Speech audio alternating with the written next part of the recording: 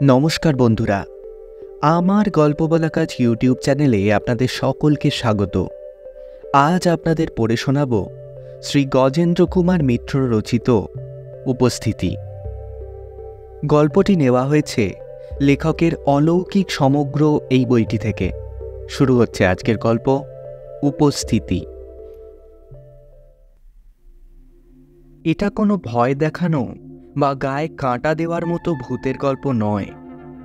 আদেও কোনো গল্প হলো কি না তাও বুঝছি না। যেমনটা ঘটেছিল ঠিক তেমনটাই বলছি। না, কাউকে বিশ্বাস করতেও বলছি না। করবেন কি না সেটা আপনাদের অভিরুচি। অবশ্য একটা কথা ঠিক যে খবরের কাগজটা যখন হাতে এলো তখন বসে আমি একটা গল্পের কথাই ভাবছিলাম। এক একটা সময় ঠিক আসে না, মানে সব লেখকদেরই আসে, কেমন যেন শূন্যতা বোধ হয়। চিন্তা কল্পনার ভাণ্ডারে কি যে লিখবে তা সে খুঁজে পায় না। কে জানে বাপু, রবীন্দ্রনাথেরও এমন হতো কিনা। কাগজটা ঘরে এসে পড়তেই তখনকার মতো আবশ্যিক লেখার হাত থেকে অব্যাহতি পেয়ে তাড়াতাড়ি সেটাকে টেনে নিলাম। আর খুলেই চোখে পড়ল বনমালীবাবু মারা গেছেন। খুব ছোট খবর, যদিও চোখে পড়বার সেভাবে কথা নয়। দ্বিতীয় পৃষ্ঠার ওপরের দিকে 3 লাইনে লেখা একটি সংবাদ, তবুও তা চোখে পড়ল। খবরটার মূল্য আর কারো কাছে আছে কিনা জানি না, তবে তা আমার কাছে অনেকখানি। বনমালীবাবু আমাদের স্কুলের হেডমাস্টার ছিলেন, দক্ষ প্রশাসক, যাকে বলে অলরাউন্ডার। সেকালের শিক্ষক, দরকার হলে তিনি সব বিষয় পড়াতে পারতেন। ছেলেরা তাকে ভালোবাসত, তিনিও তাদের ভালোবাসতেন। তার বয়স হয়েছিল অবশ্য 86 বছর বয়সে নাকি উনি মারা গেছেন। তবে আমার তো মনে হয় তার বয়স আরও বেশি। খবরটা পড়ে যে এতটা বিচলিত বোধ করলাম তার কারণ ওর কাছে আমার ঋণ অনেকখানি। উনি প্রধানত ইংরেজি পড়ালেও বাংলা সাহিত্যের নেশাখানা উনিই আমার মাথায় ঢুকিয়ে দিয়েছিলেন। আমার বেশ আগ্রহ ছিল বলে আমার জন্য বেশ ভালো কয়েকটি বই তিনি লাইব্রেরি থেকে বেছে এনে দিয়েছিলেন। তাই নিয়ে একান্তে অবসরে আলোচনা করেছেন। এমনকি আমার সেই বালক বয়সের হাতের লেখায় অপরিপক্ক রচনা ব্যঙ্গ বিদ্রূপ না করে যথেষ্ট উৎসাহের সাথে দেখেছেন। তারপরেও তিনি বরাবর যোগাযোগ রেখেছিলেন। এই মাত্র বছর 4 আগে একটা বই পড়ে ভালো লাগাতে চিঠি লিখে অভিনন্দন আর আশীর্বাদ জানিয়েছেন। সেদিন আর কিছু লেখা গেল না, লিখতে পারার কথাও নয়। ছোটবেলার অসংখ্য স্মৃতি মনে একে একে ভিড় করে এলো। মানুষটি দেখতে বেশ সুপুরুষ ছিলেন, পয়সাওয়ালা ঘরের ছেলে। টাকার অভাবে মাস্টারি করতে আসেননি, পড়াতে ভালো লাগতো তাই এসেছিলেন। তাও আবার ইংরেজিতে ফার্স্ট ক্লাস ফার্স্ট। অনায়াসে তিনি কলেজের অধ্যাপনা করতে পারতেন, তাও ওর পোষায়নি। অবশ্য চালচলনে একটু স্বাতন্ত্র ছিল বরাবরই। ভালো দেশি ধুতি পরতেন, ভালো জামা, জিনিস যা কিনতেন সব দামি দামি। তিনি গরিবের মেয়ে বিয়ে করেছিলেন। শ্বশুরবাড়ি থেকে যা তত্ত্ব আসত তা নিয়ে কখনোই কিছু বলেননি, এমনকি তার মা বাবাকেও কিছু বলতে দেননি। তেমনি তা ব্যবহারও করেননি। স্ত্রী যদি লজ্জাবোধ করতেন তখন তিনি বলতেন, দেখো গিন্নি, ওনারা যা দিয়েছেন তা ওনাদের সাধ্যেরও অতীত। আমি বাপু মাস্টারি করে খাই, 100 টাকা মাইনের চাকর আমি। আমারই এতটা চাল ভালো নয়, আসলে দোষটা তো আমারই। এইসব কত কি এলোমেলো চিন্তা আমার মাথায় আসতে লাগলো। শেষ পর্যন্ত ধৈর্যতারি বলে উঠে পড়লাম। বনমালীবাবুর স্ত্রী আর বেঁচে নেই। তার 2 ছেলে, তাদের বউয়েরা এবং নাতি নাতনি, তাদের সাথেই দেখা করা দরকার। দেখা করতে গিয়েছিলাম, সেই কারণেই কিনা জানি না ওরা এসে যথা নিয়মে দায় জানিয়ে গেল। যদি নাও জানাতো আমি কিন্তু যেতামই, সে কথা আমি তাদের জানিয়ে দিলাম। ঘটনাটা সেই শ্রাদ্ধের দিনেরই। কলকাতা থেকে বেশি দূরে না হলেও জায়গাটা একটু পাড়াগাঁ মতো। বাস যতদূর যায় তারপর আর একটু হাঁটতে হয়। বিকালে রিক্সা চলে ঠিকই, কিন্তু সকালে সেই পথের দুধারে বাজার বসে।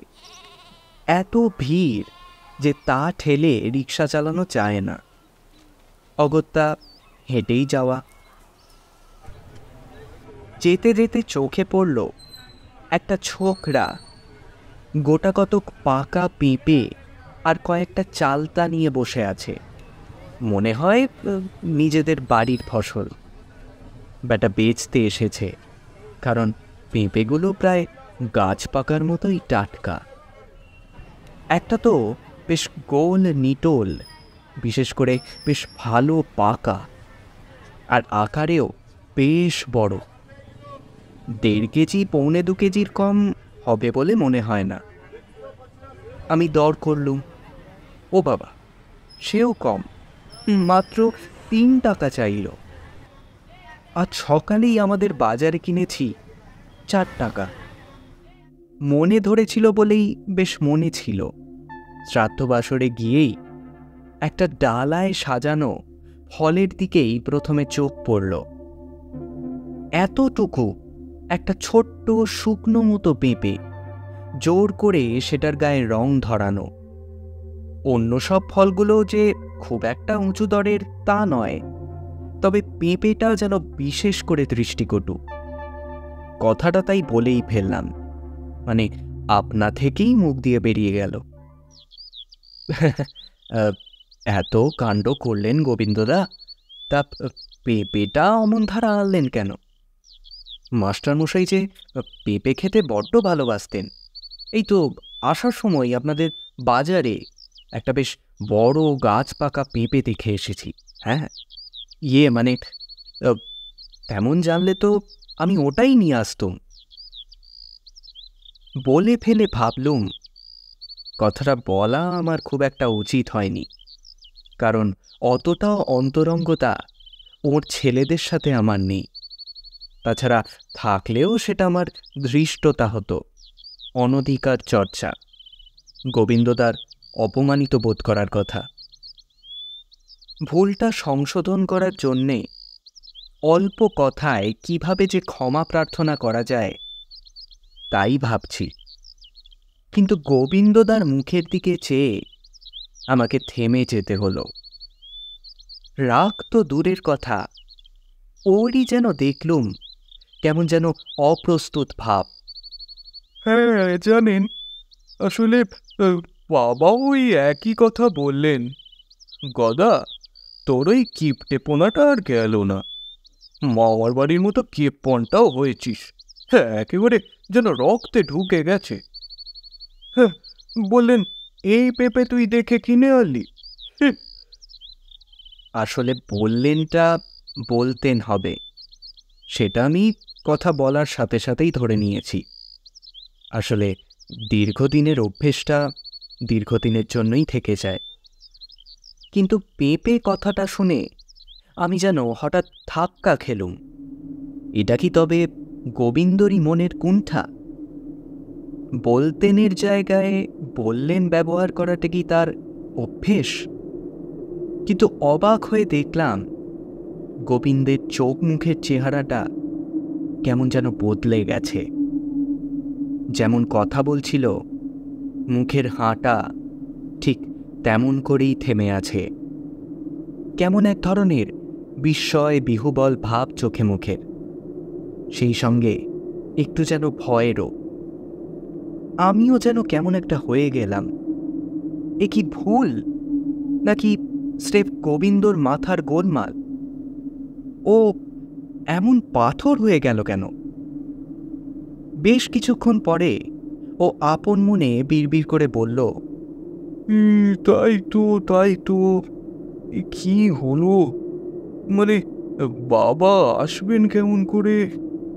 অথচ আমি যে একেবারে স্পষ্ট দেখলুম, হ্যাঁ, সেই সেই গলা, সেই চেহারা। হ্যাঁ, দেখলুম তো, ঠিক এতকাল ধরে এই সমস্ত কথা শোনা আমার অভ্যেস। আমি কথাটা চাপা দেওয়ার জন্য তাড়াতাড়ি করে বললাম, আরে সে কথা যাকে, আমি বরং দেখে আসি যে পেঁপেটা এখনো আছে কিনা। গোবিন্দদা বলল, হ্যাঁ, চলো চলো, আমিও তোমার সাথে যাই। ও এ কি, আপনি এই অবস্থায় যাবেন কি করে? না না, কাজে বসার সময় হয়েছে, তাছাড়া ঠাকুরমশাইও তো আপনাকে ডাকছেন। এই, আপনাকে আর ব্যস্ত হতে হবে না, আমি আছি তো, আমি নিয়ে আসছি। না হয় আমি এটা দিলাম, অনেক ঋণ আছে ওনার কাছে। তুমি বুঝছো না, আমার আমার কেমন যেন সবটা গুলিয়ে যাচ্ছে। আমি ঠিক স্থির হয়ে বসে থাকতে পারবো না। গোবিন্দ প্রায় ছুটেই বেরিয়ে এলো আমার সাথে,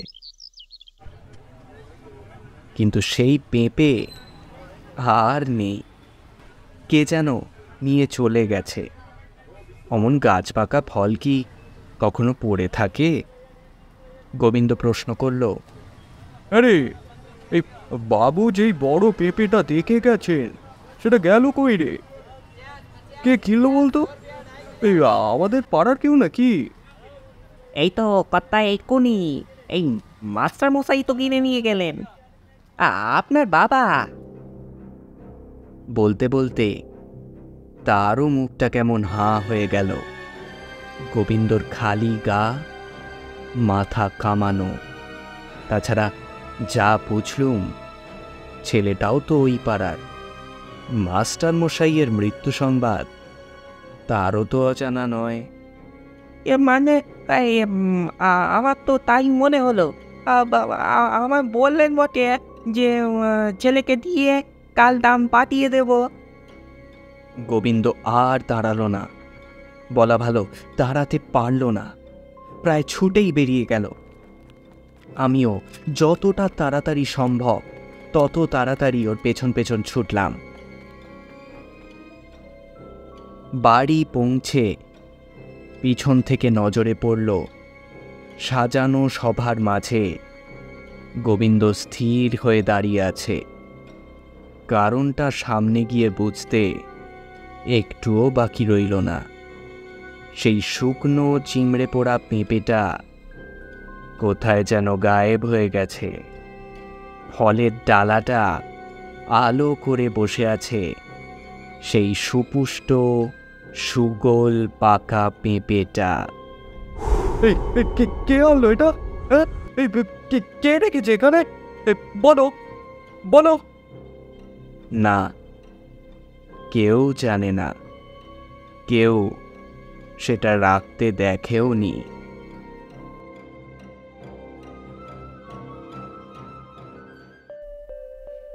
শুনছিলেন শ্রী গজেন্দ্র কুমার মিত্র রচিত উপস্থিতি। কেমন লাগলো আজকের গল্প তা অবশ্যই কমেন্ট করে জানান।